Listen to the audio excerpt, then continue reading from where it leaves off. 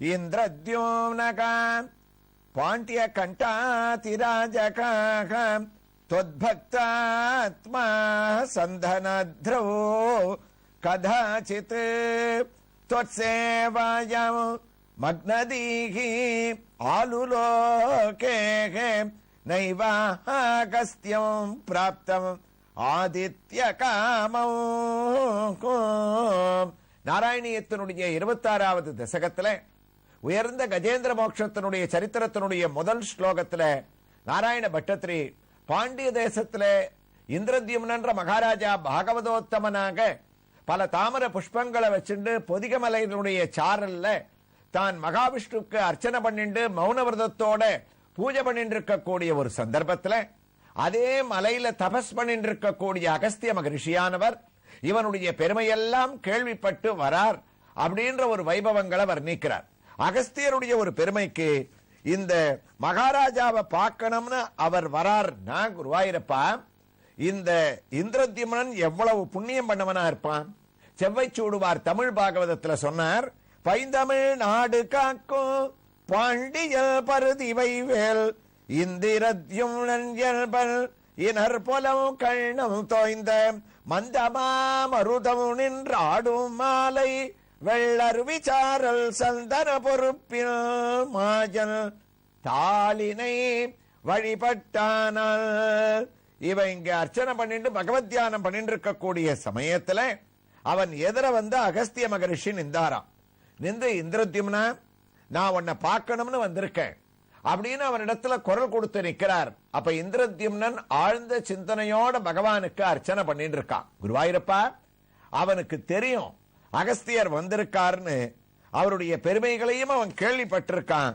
இருந்தாலும் மகாவிஷ்ணுவை நம்ம தியானம் பண்ணிட்டு இந்த ஒரு பூஜையை முடிக்கிற வரைக்கும் பகவத் சிந்தனையோட நம்ம இருக்கிறதுனால அகஸ்தியர் ஒரு 2 நிமிஷம் இருக்கட்டும், நாம இன்னும் பண்ண வேண்டிய அர்ச்சனையில கொஞ்சம் தானே பாக்கி இருக்கு, அதை முடிச்சுட்டு நம்ம மௌன விரதத்தையும் பூஜையையும் நாம் ஒரேபடியா முடிச்சுட்டு இவர்கிட்ட பேசலாம்னு தொற்சேவாயம் அக்னதீராலுலோகே நைவாகஸ்தியம் பிராப்தமாதித்ய காமம். அதனால குருவாயிரப்பா வந்த அகஸ்தியரை இவன் பார்த்தும் பார்க்காத மாதிரி இருந்தான். உன் பேர்ல ஒரு சிந்தனை இருக்கிறதுனால அதனால அகஸ்தியருக்கு கோபம் வந்துடுத்தான். ராஜாவை தேடி இவன் வந்தா நம்மள லட்சியம் பண்ணல பத்தியான்னு அவன் பேர்ல கோபிக்க ஆரம்பிச்சாராமேன்னு இந்த ஒரு ஸ்லோகத்தை முடிக்கிறார் நாராயண பட்டத்திரி. அதனுடைய தமிழ் பாசுரத்தை நம்ம பார்த்தோம்னா, இந்திரத்யும்னன் பாண்டியன் வழிபாட்டில் சந்தனமலையில் கண்ணே உமை போற்றி புகழும் காலை வந்திடும் அகத்தியல் தல் வருகையை மதித்திடாமல் சிந்தையை பல் வைத்தே கண்ணா உள் திருவடி தொழுது நின்றான். அவன் வந்திருக்காருன்னு தெரிஞ்சுட்டு கூட குருவாயிரப்பா அவரை கவனிக்காம இருந்தானாமே, அதனால அகஸ்தியருக்கு அவன் பேர்ல கோபம் வந்ததுன்னு அடுத்த ஸ்லோகத்துல அகஸ்தியர் என்ன சபிச்சார்ன்றத தொடர போறார் நாராயண பட்டத்திரி. அதற்குள் நாம் இப்போது தரிசிக்க வேண்டிய ஒரு திருக்கோயில் உங்களுக்கு கவனத்தில் இருக்கும். கஜேந்திர வரதராஜ பெருமாள் திருக்கோயில் தமிழ்நாட்டில் உள்ள திருப்பத்தூரில், அதாவது இந்த திருப்பத்தூர் ஜோலார்பேட்டையிலிருந்து சுமார் 7 கிலோமீட்டர் தூரத்திலேயும் வாணியம்பாடியிலிருந்து சுமார் 15 கிலோமீட்டர் தூரத்திலேயும் அமைந்திருக்கக்கூடிய இந்த கோயிலை நாம் வலம் வந்து கொண்டிருக்கின்றோம். வெளிப்பிராகாரத்திலே இதோ வடக்கு புறத்திலே லட்சுமி நாராயண பெருமாள் இங்கு தனி சன்னதியாக சேவை சாதிக்கக்கூடிய அவருடைய தரிசனத்தை அடைவதற்காக நாம் உள்ளே நுழைகின்றோம். மேலே நோக்கினோமே ஆனால் இந்த சன்னதிக்கென்று ஒரு சிறிய விமானம், அந்த விமானத்திலே லட்சுமி நாராயணன் அமர்ந்த திருக்கோலத்திலே சிற்ப வடிவமாக நம்மை வரவேற்க இதோ சன்னதிக்குள்ளே நுழைந்து விட்டோம். ஆச்சரியமான ஒரு பிராச்சீனமான விக்கிரகம் என்று நாம் தரிசிக்கும் போதே நமக்கு புலப்படுகின்றது. லட்சுமி நாராயண பெருமாள் அமர்ந்த திருக்கோலத்திலே நமக்கு காட்சியை அளிக்கின்றார். அதிகமான அலங்காரங்கள் இல்லாவிட்டாலும் இயற்கையாகவே இந்த எம்பெருமானுடைய திருமேனி எவ்வளவு அழகு படைத்தது என்று நாம் தரிசனத்தில் தெரிந்து கொள்கின்றோம். அழகான ஒரு கிரீடம், அந்த கிரீடமானது விக்கிரகத்திலே இயல்பாக அமைந்திருக்க அருகிலே மடியில் மகாலட்சுமியானவள் கருணையே உருவெடுத்து அமர்ந்திருக்கக்கூடிய அழகான திருக்கோலம். திருக்கரங்களிலே சங்கு சக்கரங்களை 2 கைகளில் லட்சுமி நாராயண பெருமாள் தாங்கிக் கொண்டு மற்ற 2 கஸ்தங்களும், ஒன்று அபயகஸ்தமாகவும் மற்றொன்று மகாலட்சுமியை அரவணைத்துக் கொண்டிருக்கக்கூடிய அஸ்தமாகவும் காட்சியளிக்கக்கூடிய எம்பெருமானுடைய அமைதியான திருமுகத்திலே திருமன் பலபலக்க தான் பட்டு வஸ்திரத்தை தன்னுடைய சரீரத்திலே தரித்துக் கொண்டு ஒரு திருவடியை மடித்து மற்றொரு திருவடியை தாமரை பீடத்தின் மேலே தொங்கவிட்டுக் கொண்டு மகாலட்சுமியை நோக்கி நமக்கும் சேர்த்து அனுகிரகத்தை வாரி வழங்கிக் கொண்டிருக்கின்றாள். பிராட்டியோ நம்மை நோக்கி கருணையுடன் காட்சியளித்துக் கொண்டு ஒரு திருவடியை தான் தாமரை மேல் தொங்கவிட்டுக் கொண்டு மற்றொரு கைகளால் பகவானை அரவணைத்துக் கொண்டு மற்றொரு திருவடியை மடித்துக் கொண்டு நமக்கு காட்சியளிக்கக்கூடிய சாட்சாத் ஸ்ரீ லட்சுமி நாராயண பெருமாளுடைய திவ்ய ஹாரத்தியுடன் அவருடைய திவ்ய தரிசனத்தை அடைந்த நாம் அருகிலேயே மற்றொரு தனி சன்னதியாக கோயில் கொண்டிருக்கக்கூடிய ஸ்ரீ வேணுகோபாலனுடைய திவ்ய தரிசனத்தை அடைந்து கொண்டிருக்கின்றோம். வேணுகோபாலனும் அவருடைய திருநாமத்திற்கு ஏற்ப நின்ற திருக்கோலத்திலே நமக்கு காட்சியை அளிக்கின்றார்.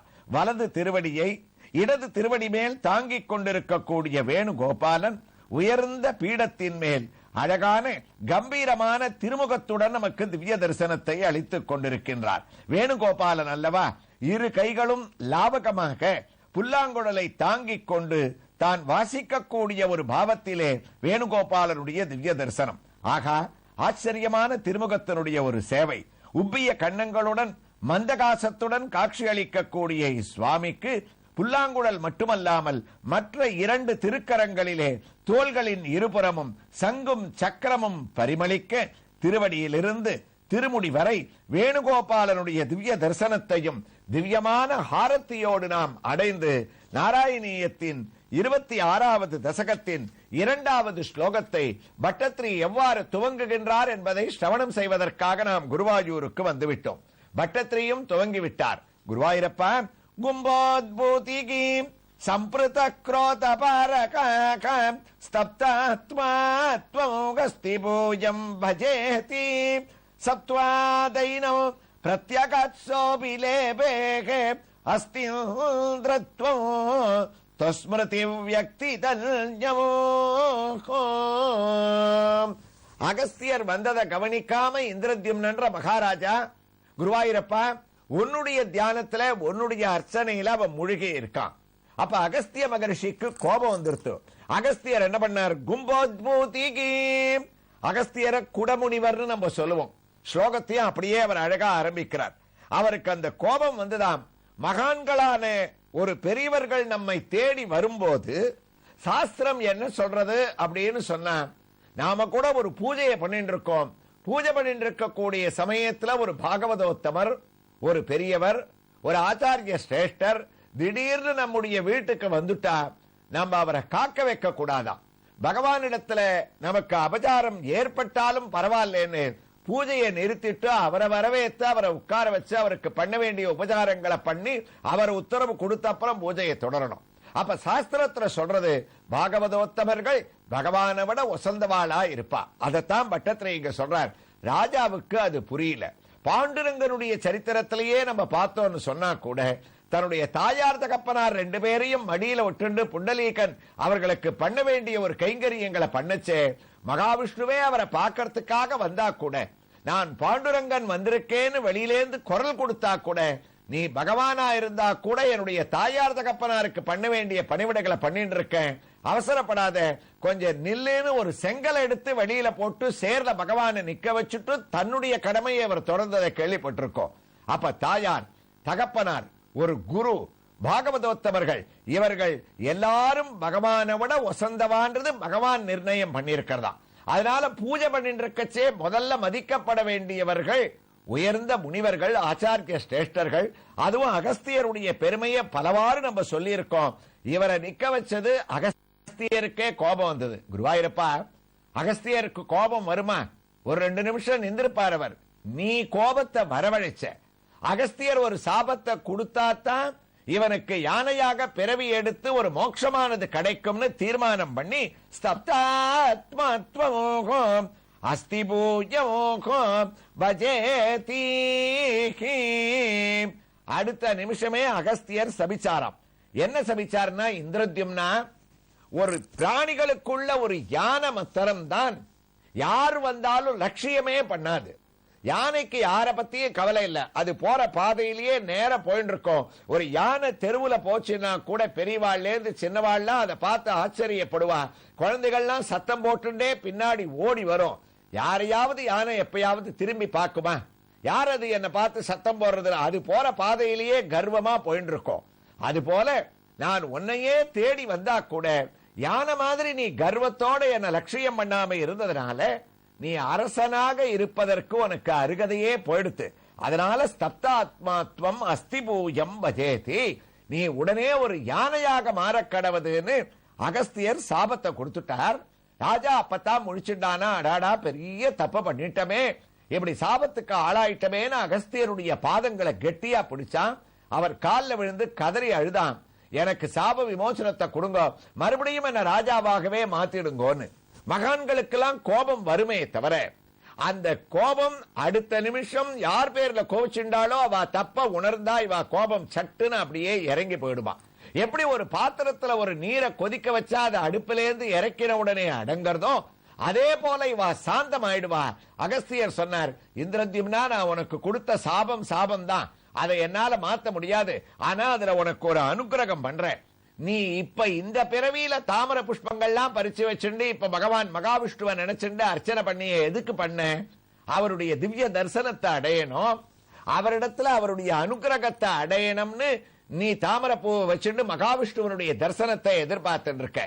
இந்த தரிசனத்தை நீ யானையா பிறவி அடையிற பாரு, அதுல அந்த தரிசனம் உனக்கு கிடைக்கும். அந்த சாபத்துல ஒரு அனுகிரகத்தை உனக்கு நான் கொடுக்கிறேன். இதே தாமர புஷ்பத்தை நீ துதிக்கையில வச்சுன்னு மகாவிஷ்ணுவை நோக்கி கூப்பிடுவேன். அப்ப நீ விரும்பின மகாவிஷ்ணு கருடன் பேர்ல வந்து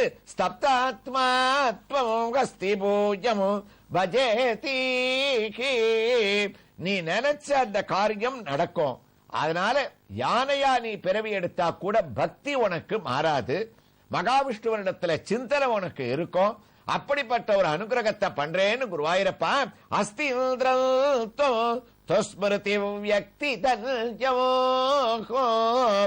அந்த ராஜாவா இருந்தா கூட பகவத் ஸ்மரணம் மாறாது அப்படின்ற ஒரு அனுகிரகம் கிடைச்சதே குருவாயிரப்பா. இத நான் என்ன புரிஞ்சுட்டேன்னா, மகான்களுடைய ஒரு சாபம் கூட ஒரு காலத்துல அனுகிரகமாக மாறும். ஏன்னா சாபத்தை நீதானே வரவழைச்சேன்னு தொடர்றார் இந்த ஸ்லோகத்தை. எவ்வாறு தொடருகிறார் என்ற ஒரு வைபவங்களை எல்லாம் நாம் திருப்பத்தூரில் கஜேந்திர வரதராஜ பெருமாள் திருக்கோயிலில் கோயில் கொண்டிருக்கக்கூடிய பிராச்சீன கஜேந்திர வரதர் மூலவர் இவர்களுடைய திவ்ய தரிசனத்தோடு தொடர்ந்து கேட்கலாம். ஸ்ரீ கிருஷ்ணாய துப்யம் நமகா.